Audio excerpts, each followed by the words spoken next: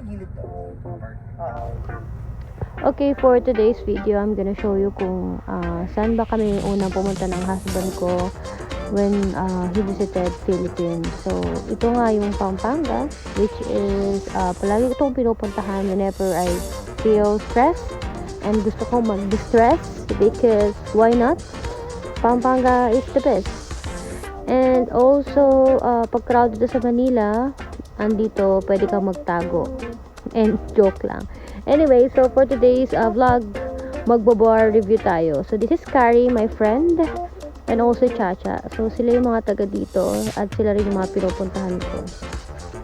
So tara, i-judge natin kung anong meron sa loob, kung babalik pa ba kami or hindi. So let's go. So this is Hammer Club. Sa mga gustong mag-visit, punta lang kayo sa Angeles, Pampanga. Nasa walking street siya. Very accessible ang lugar, hindi kayo maliligaw. So, let's go inside. So, pag pasok mo sa loob, ay kita mo ang daming VIP tables. So, mahalata mo talaga na medyo pricey yung bar. Meron pa sa taas.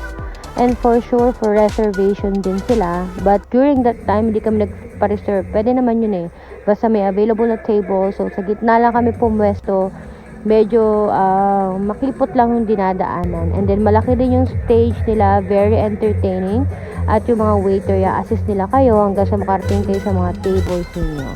And then ito yung menu nila, medyo pricey ng yung mga bottles and then yung glass. So depende kung anong trip mo, kung gusto mo bottle or glass. Pero kung marami kayo, much better kung mag-bottle kayo para at least masulit yung bayad niyo. Then ito naman yung mga food nila, medyo pricey din at nakatranslate siya sa Korean.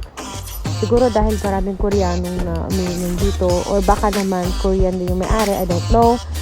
And then ito nga, nag-order kami ng alak. So yung in-order ko is wine dahil very tita tayo. And then yung sila, in-order nila is cocktails. And also my husband, in-order niya is cocktail drinks din.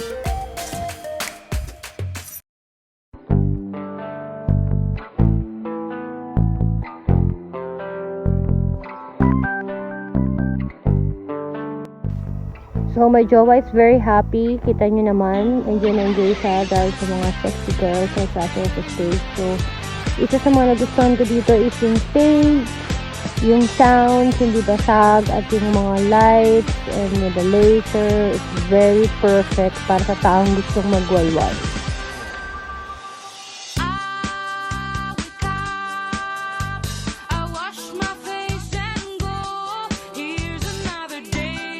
And nakalimutan ko pala introduce, this is EJ, kasama ni Carrie yung kapatid niya, and then yung pinsan niya. So, taga Pampanga din sila.